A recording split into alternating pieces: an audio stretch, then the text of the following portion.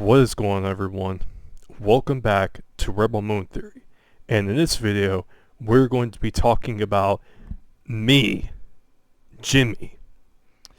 And Jimmy is without doubt my favorite character in Rebel Moon.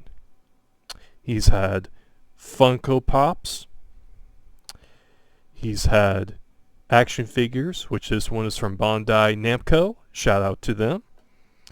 And he's also got his own Bluetooth speaker.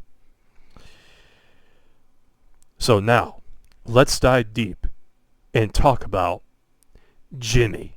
In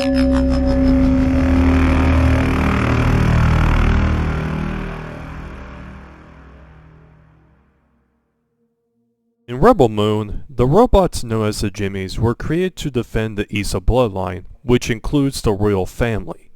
This was until the royal family was murdered by Belisarius, and once this happened, the Jimmys laid down their weapons and surrendered their will to fight, which their sole purpose was to protect Princess Issa and the Issa bloodline at all cost. Eventually after that, the Jimmys eventually became these forklifts, basically helping to carry out packages and to help out the Imperium troops.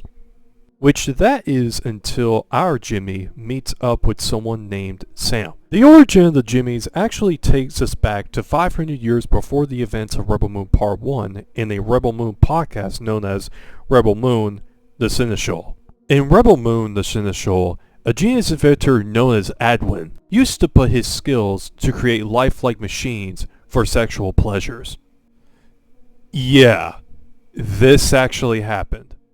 When Adwin and Rhianna approached King Ulmer, they presented King Ulmer this mechanical machine known as Sabine. Even though King Ulmer accepted Sabine, he still wanted Rhianna around and keep him company. While Rhianna was with King Ulmer in the royal palace, the people of Mola were beginning to riot and even break into the palace.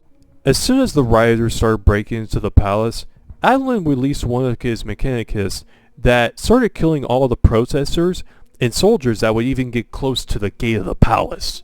As soon as this began to unfold, King Ulmer started to see all the creativity and the talents that Adwin had, and in no short time, King Ulmer promoted Adwin and made him into his royal seneschal. So later on in Rebel Moon the Seneschal, there's actually comes a part to where Adwin actually tells King Ulmer about the stories of Issa, and he actually convinces him that Rhianna could be the mother of Princess Issa, basically the rebirth of Princess Issa.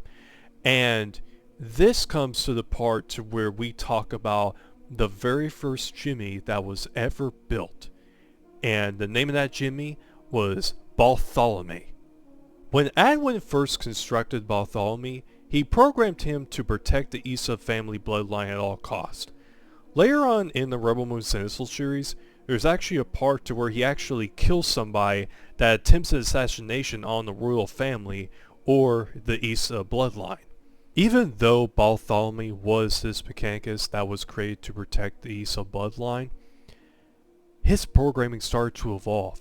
He started to have emotion. He began to realize that he can actually make his own choices.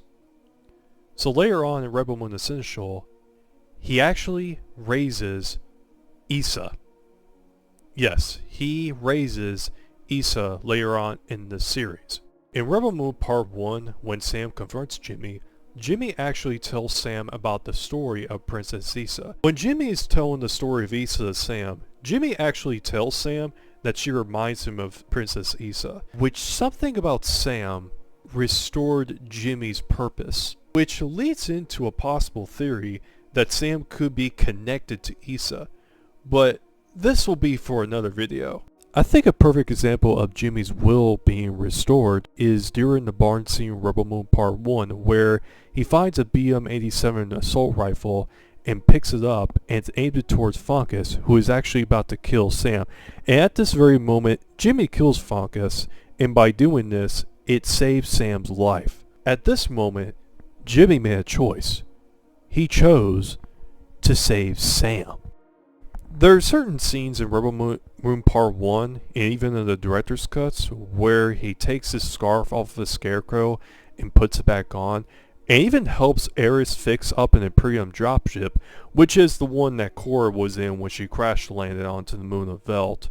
And even actually making food for Ares and Sam and all the villagers while they're getting rest to be working the next day. And right here is actually my favorite shot in Rebel Moon Part 1, the director's cut, where Jimmy is actually just standing out in this mountain range watching over the villagers. And as Jimmy explores more to the wilderness, he starts to remember who he was meant to be. He starts to remember that he is a protector for Issa, the protector of the Issa bloodline. Now this comes to the part to where we're going to be talking about Jimmy's strength and defense.